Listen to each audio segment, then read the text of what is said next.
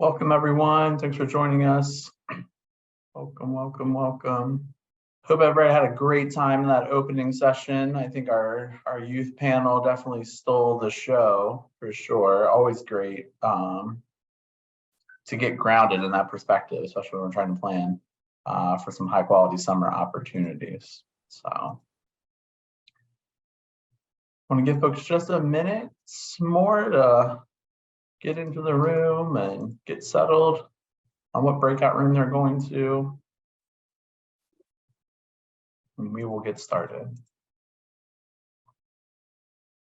Looks like we have still just a few folks joining us coming into the waiting room, so we'll let them get settled and then we will get started. Just a reminder, if you weren't here for day one yesterday, if you're a Kentucky participant, we will not have a sign-in sheet for any of our sessions at Springboard of Summer. You will early next week receive a certificate of attendance from me that you can use to submit to ECE Trist to earn training credit. I just wanted to alert everybody to that. So I still know we got a few more people joining us, but we will go ahead and get started. Hopefully you are in the right place. You are in 6 ingredients for high quality summer programming. We were very excited to have Stacie Strotman, the Executive Director of Covington Partners, with us today. Stacie, I would say, is definitely an expert on after school. Fun fact, Stacie is who I learned all about high quality summer learning programming from when she was my boss for nearly a decade. Stacie also serves on the strategic leadership team of the Kentucky Out of School Alliance, so our board of directors, and also represents Kentucky on the board of directors for the National After School Association. So enough embarrassing her, because I know she doesn't like it, but I like to do it any chance I get. So I'll put a little bit more information about Stacie in the chat so you can learn about her, but other than that, I will hand it off to her to get this conversation started. Thank you, Tom. And you know what, while I'm thinking of it, you can go ahead and put my contact information in the chat also if folks want to reach out for additional information. Or I can share the PowerPoint that way also. So thank you for the introduction, Tom. I'm excited to be here with you guys.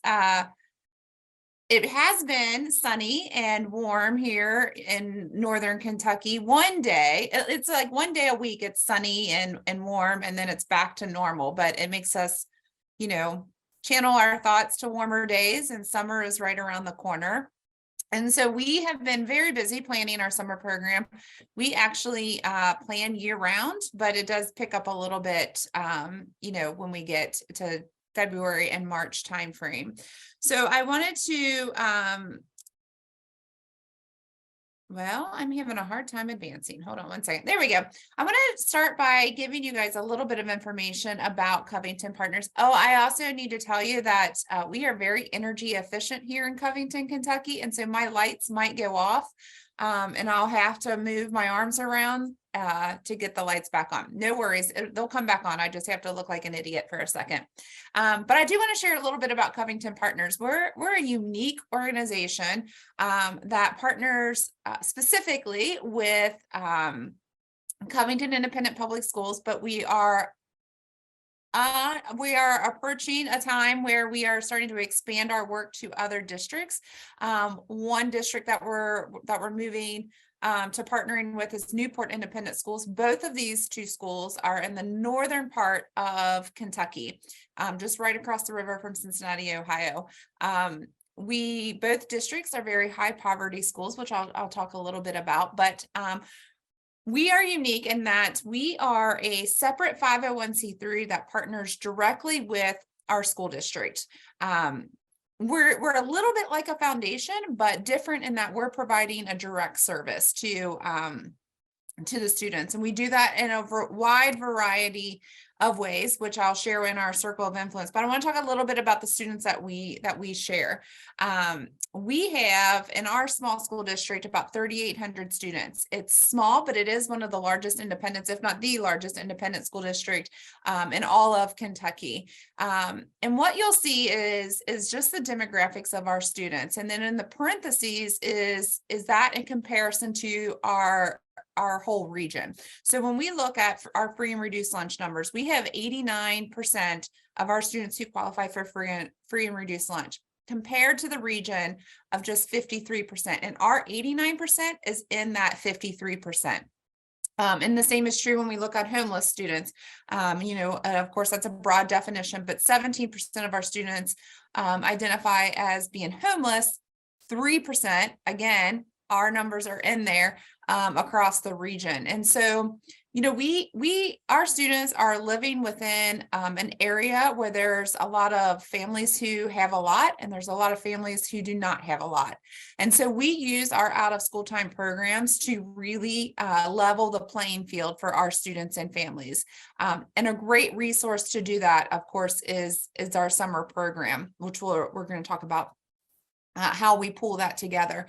But I mentioned that direct service that Covington Partners provides to the students in Covington and moving into Newport. And so we call this our circle of influence. So we try to provide a robust, comprehensive programming that involves all of these pieces of the pie. So we want to make sure our students have access to all the activities and programmings and options that their neighboring districts have, and make sure that that's of high quality. Those 5 areas of focus are the things that Covington Partners specifically brings to the table. Those other pieces, we're just not the expert in that. And so we lean on our partners. For instance, I know early childhood is really, really important, but that's not in my wheelhouse. And so we depend on a partner to provide that for us. What is in our wheelhouse, though, what we have become the expert on, is that out of school time programming area. And our summer program is one of the best, if not, I'm a bit biased, but I think it's one of the best in the state and across the country. So let me share a little bit. My chat is like right in the middle of the screen, so it's hard for me to see what's on the screen with the chat. So let me move that real quick. All right, so let's do a quick check-in. And I see that most of you guys have been doing that through the chat of telling us who you are and who you represent. But I want to get a good, I want to capture who is with us in terms of your role. I see that there's a lot of community-based organizations. There looks to be some school staff members.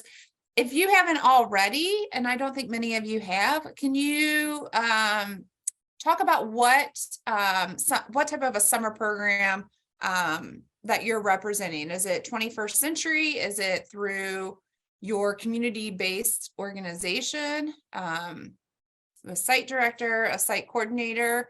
And you know what, tell me if you're, I recognize that many of these are Kentucky, but tell me if you're Kentucky or Oklahoma for me.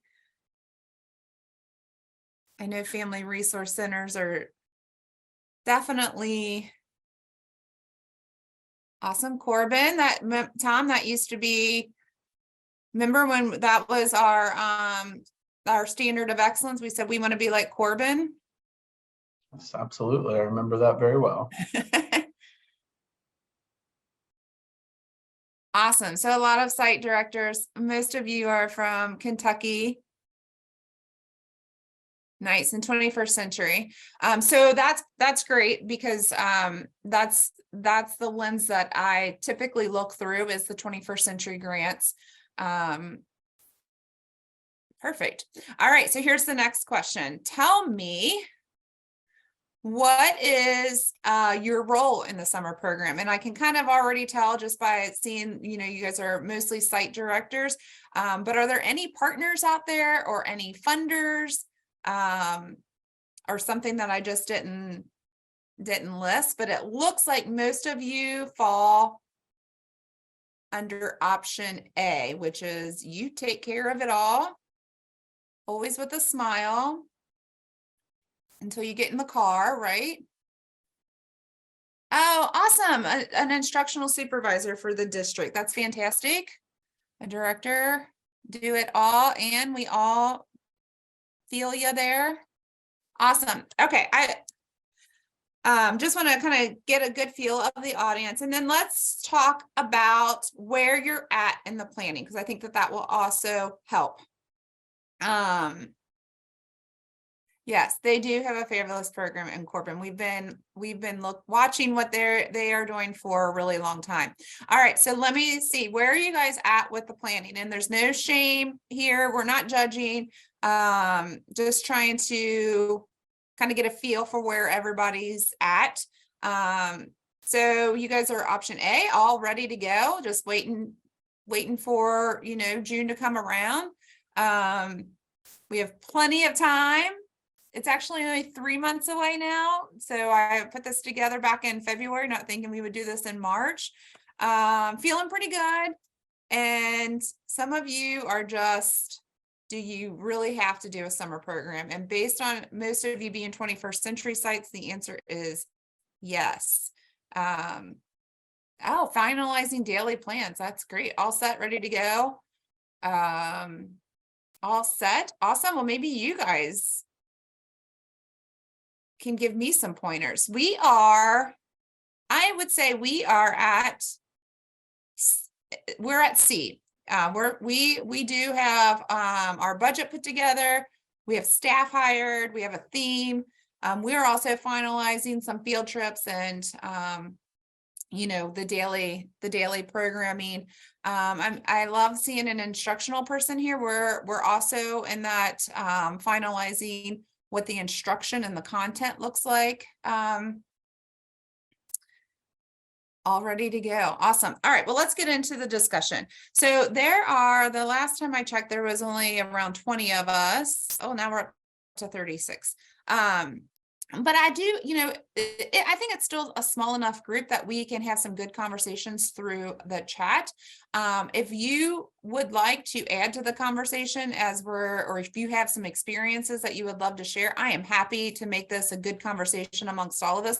Just put it out there in the chat, and I can call on you, and then we can unmute. That way we're not trying to talk all over each other, but feel free to chime in, because I think it works best when we can have a good conversation amongst all of us and learn from each other. So let me tell you a little bit about our summer youth program. We've been doing summer programming. This is where Tom really likes to embarrass me. We've been doing summer programming for a really long time. And so anytime that Tom and I would do summer program presentations across the country at conferences, he always felt the need to embarrass me about this. So I will just go ahead and do it for you, Tom. So we've done summer programs so long that I used to be a youth worker in our summer program. And this is where Tom would chime in and say, we've been doing summer programming so long that he was actually an attendee of our summer program. So for quite a long time that we've been doing summer program, and we partnered with the city of Covington. And at that time, we provided just basically a recreational program for our students from 8 to 3. It was 8 weeks long, so it was a very long program. It was staffed mainly by youth workers. So we had one adult managing the program at each site, and then we had a bunch of youth workers, which were high school and college students. And it was just it was a come and go. Students came when they wanted to, left when they wanted to. Really just designed as a safe place for students to come and go to throughout the summer. And it served its need at the time. So the program design was just, that's a loose term. There wasn't much of a design to the program. It was really just come and go. That continued, to happen well into me being an employee in this school district. And somewhere along the way, our superintendent said, this really falls under community and family engagement and partnerships. Stacie, I'd like for you to take this on. I thought, well, this will be easy. It's been happening for years. So let's just, let's not fix what's not broken. Well, I can assure you that it was broken, just none of us knew it.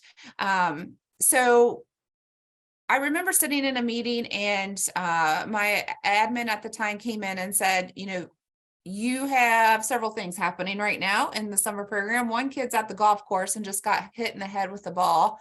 We lost a kid, or another kid is on a different school bus heading to Cincinnati Public Schools from the zoo. And a few kids were playing kickball and the ball went into a window of a parked van outside of the playground. And I did not even know how to handle all of that information. This is a true story. So the city of Covington and our superintendent at the time met, and the city of Covington was the big funder, and they were really kind of running the program. We were just, housing the recreation program at our schools, and I was working with them. And the superintendent at that time said, here's the thing, I'm paying a lot of money to keep our school buildings open throughout the summer. We are the lowest performing school district in the state of Kentucky. Historically, Covington is the lowest performing school district. She said, if I'm going to pay this money to keep our buildings open, if I'm going to have to go through the headache of dealing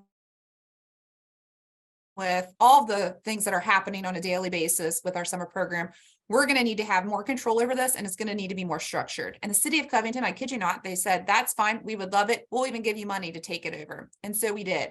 So we, at that point, made a huge decision, and that was probably 2009-ish, to really revamp the way our summer program was working. And so it's become very successful. We actually reverse the summer slide for our students in both reading and math if the students come at least 10 times or more. And it's become very effective for our schools, for our students, and for our families. So I will say all that to say that there are some things that we've learned over the years that really help us have a solid, high quality summer program. And most of you, like you have mentioned in the chat, are, already probably have these ingredients working for you. But I do want to kind of go through these 6 ingredients of what we feel like are really helpful for that high quality program. And so they're pretty basic. They're the things that you would have thought of probably anyway. A really good budget, which I think, Tom and I talked about that we wanted to have a little bit of a conversation around this, and I think we'll still be able to do that with the size of the group. Good logistics. Many of you have already talked about where you're at with that. An aligned curriculum. So we really feel like that this is a great time for us to just, align the summer to kind of review what has happened over the past school year and really get students prepared for the upcoming school year. You have to have a great team. We'll talk a little bit about that. Some willing partners, and of course, evaluation, which we want to think of now prior to when the summer program starts.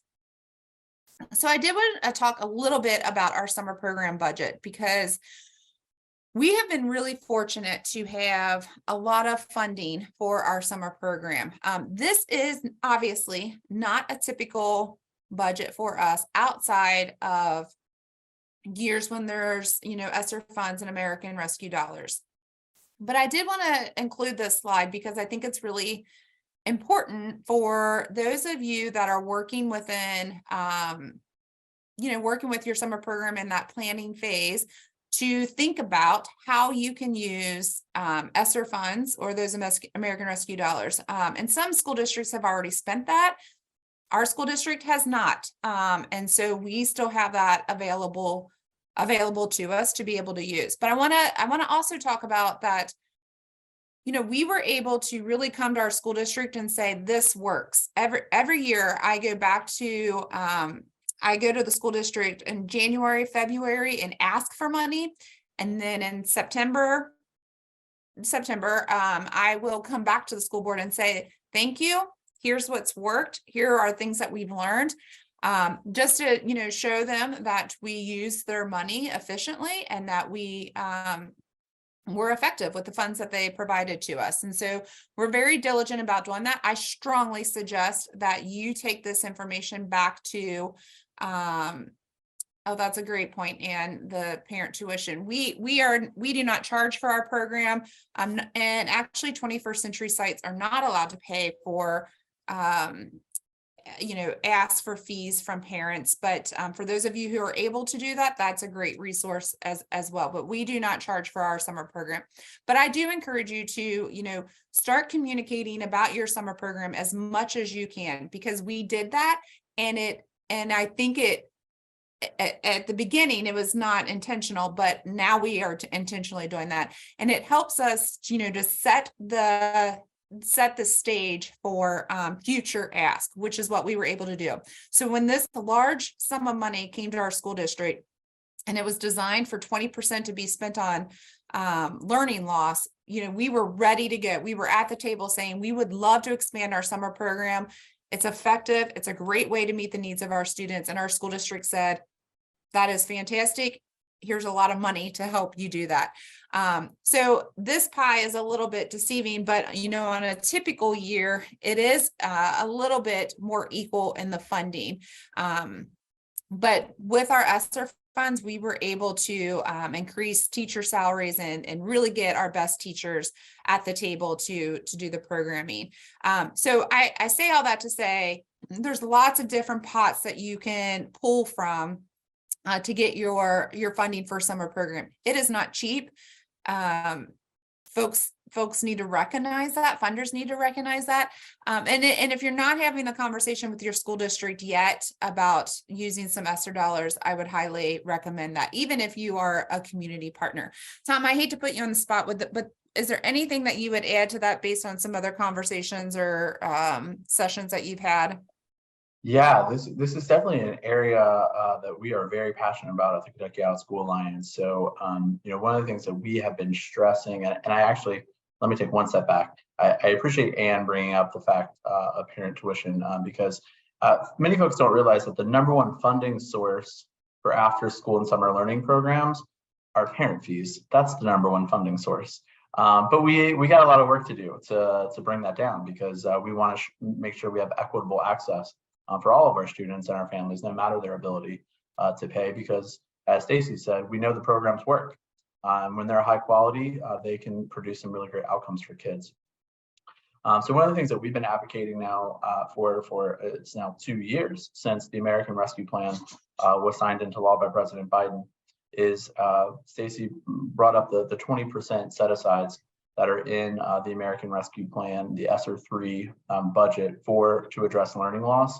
After school and summer learning programming are specifically called out in the law as avenues to address learning loss. And we have been really engaged with the Kentucky School Boards Association to let school board members know that this is an area where they should be investing dollars and standing up programs. And not only just spending dollars internally, but partnering with others in their community to share some of those resources, to share those funds with community-based organizations that are doing great work, to bring them in to provide some of the activities during summer learning and throughout after school. We know that teacher burnout's an issue, and I'm sure Stacie will talk about that and the things you got to do to address it.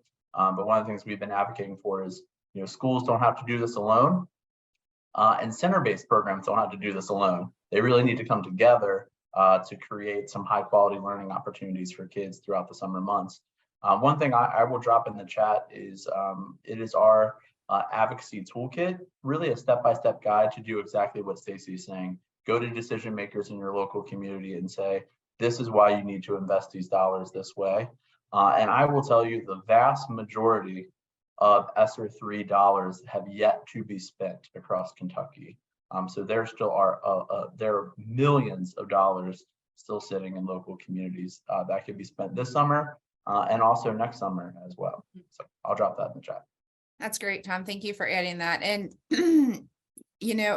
I am so nervous that districts or those unspent dollars are going to be hurried up and spent at the last minute on a bunch of supplies versus really being used to improve quality of programming. Now, I will say, and then we'll move on to the next ingredient. We have next year for this money, but I am already a little bit nervous about what does sustainability look like, because we drastically increased our budget for summer programming, and we've got to hurry up and think about what does sustainability look like long term.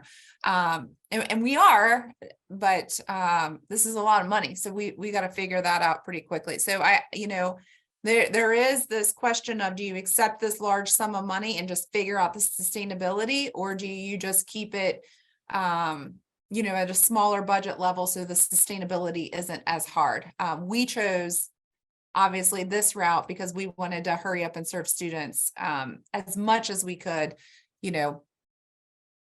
while the funds were here. But that's a decision that you guys will have to make. And can I add one thing to that, Stacie? And Yeah. I'll include this resource in the chat. And it's certainly a great point to bring up. And we have to be thinking about sustainability right now. Our partners at the Wallace Foundation have come out with an amazing tool that really, what they did was a crosswalk of almost every single federal funding stream that relates to kids, and figured out how you can use that, braid and blend that funding to support after school and summer. And these funds are not just funds that are going to local school districts. So they're also federal funds going to community-based organizations and are open to community-based organizations. And so that is one of the things we've been talking about. Use these ESSER dollars to stand up these programs, figure out what works best in your community. And then here you go, we're gonna give you a step-by-step guide to figure out some additional funds that could help sustain it in the future. And I'll drop that link in the chat. And Tom, did you guys do it, take that a little bit further and do one specific for Kentucky? Is that in the works?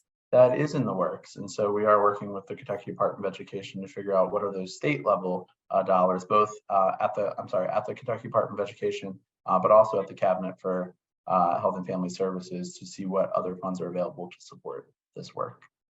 Awesome. All right, so here's our summer program in a nutshell. Just getting some really good logistics in place, and it sounds like all of you are ready to go, so this is already done. But what I typically do is encourage folks that if you don't have your logistics settled and in place right now, hurry up and do that at the very least. But it sounds like most of you have done that. We always have a theme. It's just fun to do. It's good for your partners. It just aligns programming. Ours is Under the Sea, which most people, when I say it out loud without the sea, think, underwater and in the sea, but we are actually under the sea in terms of Covington.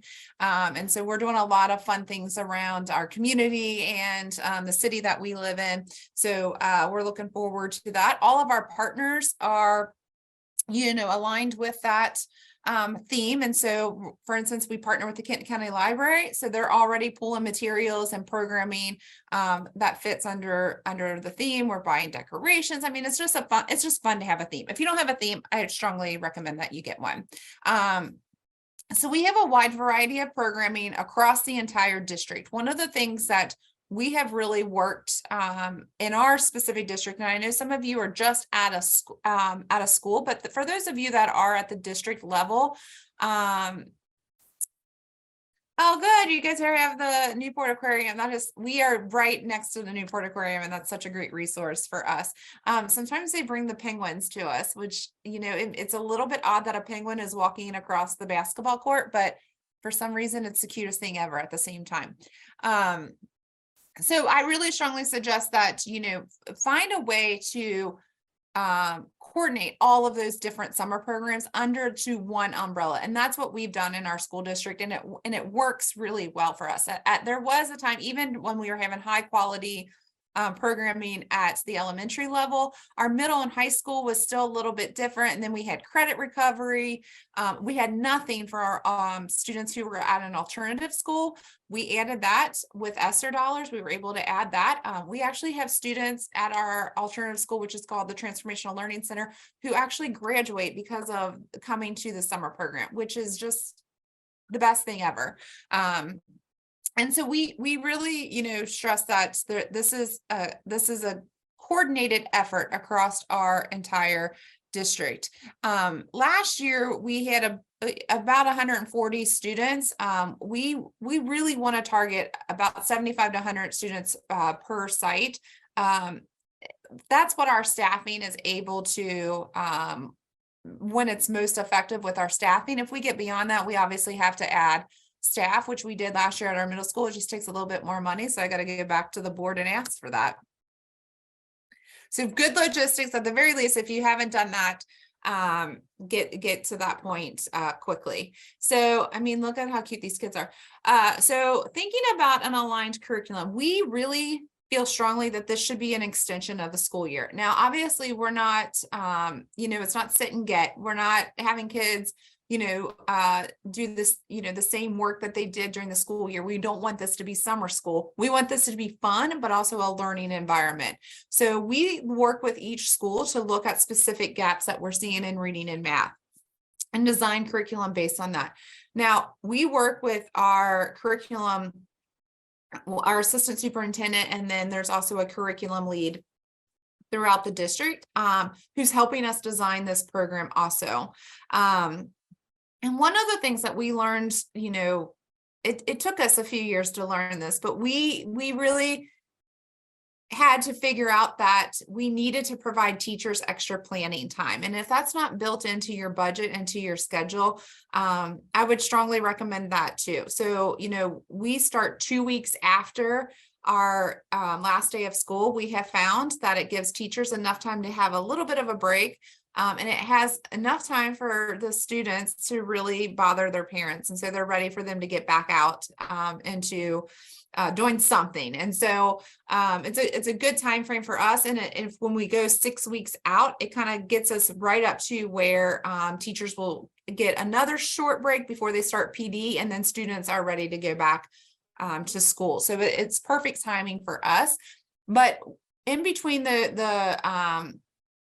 in between those 2 weeks, we are allowing teachers to do some planning, and we pay for that. But in the month of May, we're also embedding some planning time in that month also, and paying teachers for their time to plan. We have pulled teachers, and we're doing this year again, pulling all of our teachers into our middle school cafeteria and just kind of breaking down what folks are thinking about in terms of reading and math, and giving them time to really be very intentional about this time that they're given. So all of our students will go through reading, math, and actually they'll go through science also. We really look to our certified staff to provide that reading and math specifically, but that planning time has really become beneficial for us. And so I encourage you to think about how you can provide that for your teachers, and certainly pay them for that time also. So I want to talk about who is on our team. And I think that this kind of goes back to the conversation that Tom and I were having around those American Rescue dollars and the ESSER funds and the blending and braiding of funds. What we have found is that if we can provide that site coordinator through 21st Century Funds, we by the time we do all of our full year planning, we don't have a whole lot of money from 21st Century to spend on our summer program, but we still have that site coordinator. And so we use that site coordinator to leverage other funds. And we're able to either work with our Title I funds, even general funds when ESSER dollars and American Rescue dollars aren't there. We've used general fund dollars to help pay for our certified and classified staff. There's just I just encourage you to think about how can you use what you already have to leverage it for other resources that might be out there for you. But these are all the staff that we are currently using. We have 4 certified teachers at each school, 2 for reading, 2 for math. We drastically increased their hourly rate as we did with our classified staff. So we have 2 classified at each school. We are very well staffed. This is the sustainability piece that I'm already thinking about, but we increased certified staff hourly rate from $24 an hour to $50 an hour, and that includes planning time. And then classified went from $12 an hour to $30 an hour. And let me tell you this, it worked. When we were able to pay our staff for what they are worth, and to incentivize them a little bit for, we put so much on our teachers during the school year, and now we're asking them to go another 6 weeks. Excuse me. It's what they deserve. And it has worked for us to recruit staff. We don't really have staffing needs because we've been able to, pay them, and they feel valued with that hourly rate. One other thing to think about is that we also, if a teacher only wants to do 2 weeks, then they can, if they only want to do 2 weeks, they can partner with another certified teacher for the other through 4 weeks. It just kind of goes back and forth with how, you just package it together to get the staff that you need. And then of course we use a few youth workers. Our partners are very essential to the work that we're doing. And, just really designing what you want the structure of your organization to look like, and start plugging that in. And we've certainly been able to do that with the luxury of these extra funds that we have. And it's proven to be really effective for our students. There's this thought that just came in and it went right back out, but I might come to me in a minute. Okay, so yes, we do have some of the same staff coming back each year. That really creates some consistency for the work that we're doing. In fact, some of the teachers this year were coming to us in December saying, I'm already thinking about, this particular work in the summer. And we had to say, well, hold on a second. We were working with our instructional team at the district level, making sure that all of this aligns. But, and we just didn't want them to do all this work in it. Not end up being used. But even our teachers at this point are continuously thinking about what's going to happen in the summer. and that's great. I mean, that's what makes it really easy to be effective, is when you don't have to keep retraining people, and they know the system, they know, how this, and also they help with recruitment also.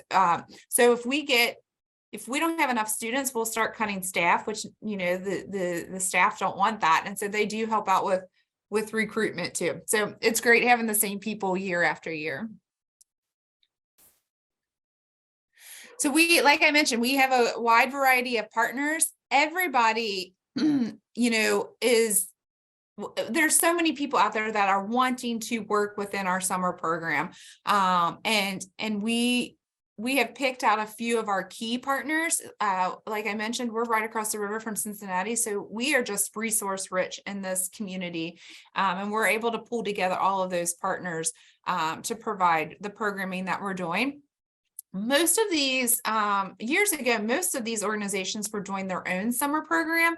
And we pulled them all to the table and said, let's stop, let's stop overlapping with each other. Let's kind of work together and use our resources efficiently, and partners, so that we're providing a really robust program for our students throughout the summer instead of competing with each other. And all of these partners said, that's a great idea. Let's figure out how to do that.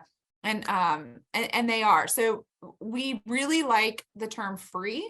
So most of these folks are providing a service to us free of charge, unless we have to provide transportation. But honestly, some of these folks were even willing to provide transportation. They just want, students coming through their buildings and their exhibits, especially now.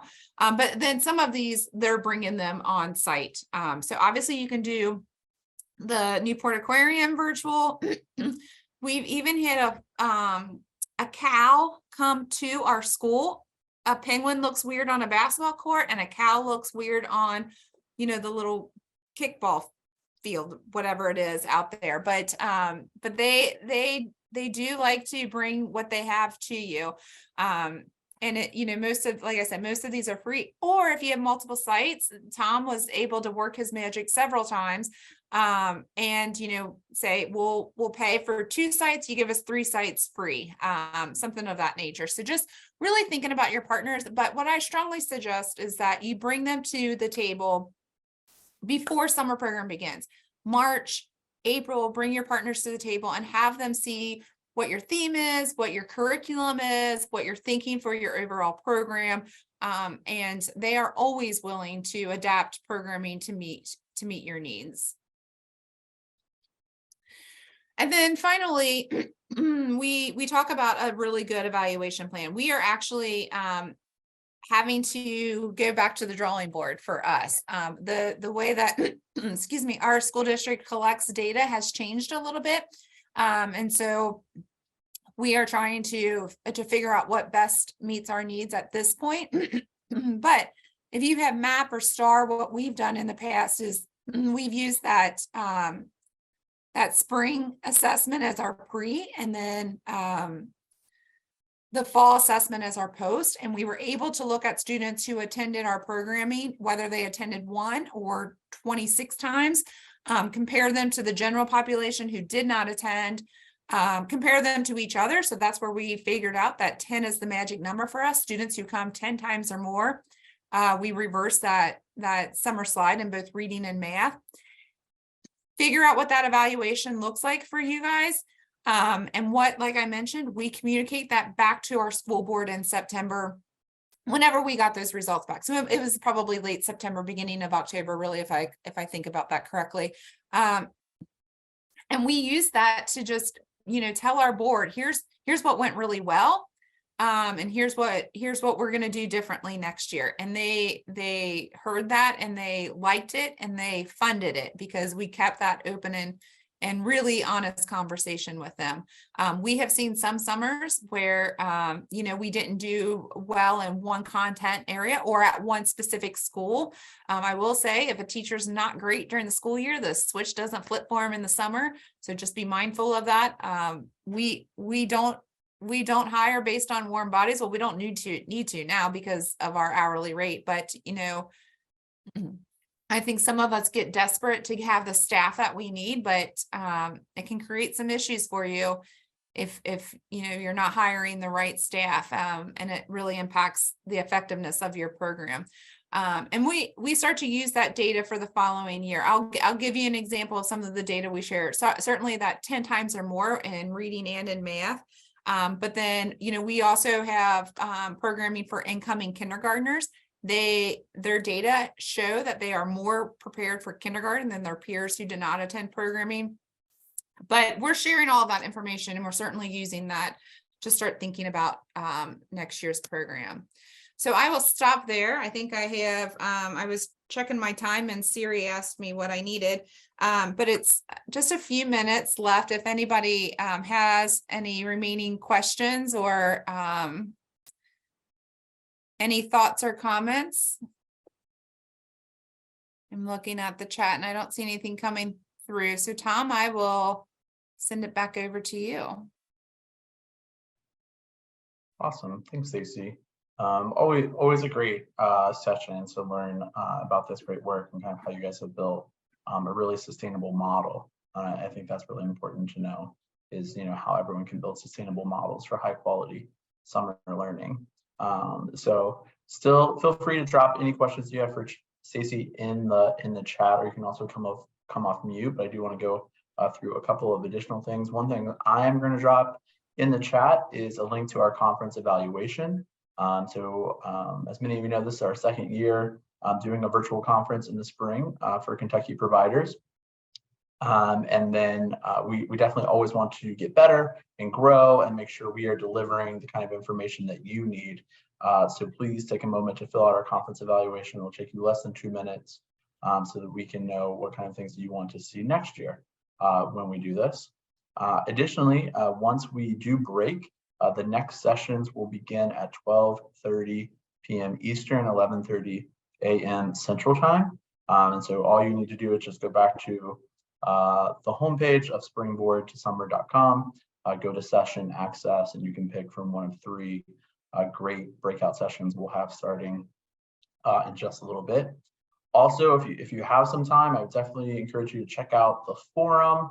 It's a great opportunity to just kind of debrief from what you heard today from Stacie, ask some additional questions, network with colleagues, all those great things. Additionally, I know we also have some great information in our virtual exhibit hall for you to check out as well. So it did look like Lindsay had a question for you, Stacie. Can you give a little bit more information about exactly what ESSER funds are? Yeah, so Lindsay, these were dollars that were set aside by federal dollars that were set aside to states and school districts. It was folks kind of talk about it as the stimulus packages. So there was ESSER 1, ESSER 2, and then the American Rescue Plan dollars. So districts and states got a whole lot of money in 3 different phases. And they were specifically designed to help folks recover from the pandemic. For educators, for public school systems, as Tom mentioned, the funding had a specific ask around 20% being used to help with learning loss. Now, they did mention out of school time programs and summer programs specifically. I do wish that they would have operationalize that definition of learning loss a bit more specifically, because I think that it's been lost in the translation. But there's a lot of money out there. For instance, we, the county that I live in, that we work in, Kenton County, and Tom just put some additional resources in the chat there for you. Kenton County is, our county is now sitting on a lot of money. And so they're asking nonprofits to just submit a proposal and we'll see if we can fund it. The Kentucky Nonprofit Network, obviously in Kentucky, had a lot of money, and they just said, tell us that you're a nonprofit and that you had, revenue loss in these couple of years, and we'll give you $100,000. There's like money flowing out there that nobody has really. Some people have spent it. Some school districts just didn't get a whole lot of it, and so they don't have a whole lot of money left. Others do have quite a bit of money left, and it's a good time to start thinking about how you can, leverage that. But I encourage you to look within your community and see who received those dollars, and if you can figure out if they've spent them or not. If they haven't, reach out to them and make sure that you're having that conversation. You're right. And Lindsay, I can't remember if you are from Kentucky or not, but for everything that is required out of a 21st century, Corbin, oh yes, Corbin, out of everything that is required out of a 21st century grantee, $100,000, or, wherever we get continuation grants at this point, and I'm sure Corbin is there as well. $100,000 goes fast. We're having a hard time even, trying to stay within $100,000 just in a regular school year, not even thinking about summer yet. So, I would love to have a session on that, how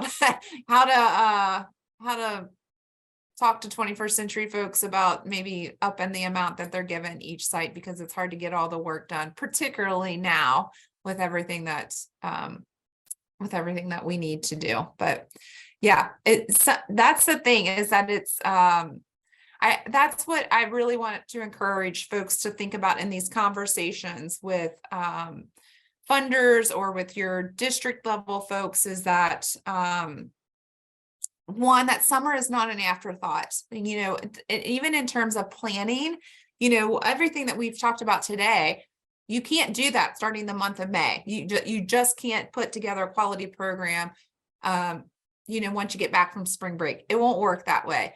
But the conversation has to happen all year long, so that, when it comes time to budget, our district is putting together, the budget, and that needs to be a part of the conversation. When they're sitting there drafting the budget, it has to be a priority. And the way to do that is, one, to have the effective programming like we've just talked about, but to keep talking about it. Tom and I used to joke about, there's wedding crashers and then there's meeting crashers. I'm a meeting crasher, whether I'm invited or not. I might be showing up because I'm sometimes the only person in the room that's talking about out of school time programs. Now that's shifted a bit in our district. We do have a very supportive group of people who are talking about out of school time programs and advocating for it. I do think that they interpreted the learning loss definition well in our district. I could advocate they could have done a little bit better, but they did it well. So that's shifting, but that's because we spent a whole lot of time getting into the conversation and yeah, just running around like chickens with our head cut off, talking about out of school time programming. It has to happen so when they're talking about these funding decisions, you're already top of mind. And talk about the data. I do think right now, if that is a piece that you haven't figured out, please spend some time around that. I think, we've been a little bit nervous about talking about the data. Data are great, whether it's shows good things or bad things. Talk about it regardless. I think right now people are just really happy that you're being honest with the data. They're not making a whole lot of and they are making funding decisions based on good data. I think more people are making funding decisions based on the data. So if it's showing a need, if it's showing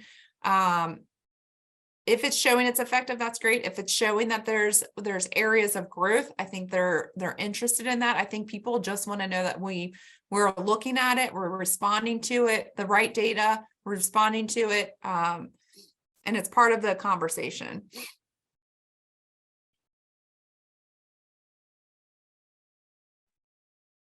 Awesome. Well, again, thank you, Stacie. Thanks to everyone for being here. We do appreciate your time. Like I said, you can obviously lots of links were dropped in the chat. I hope those are some that you saved. Definitely always use the Kentucky Out of School Alliance website as a resource. And so again, Stacie, thank you so much for sharing your time and expertise with us today. We appreciate it. Thank you guys. Awesome. Thanks, everyone.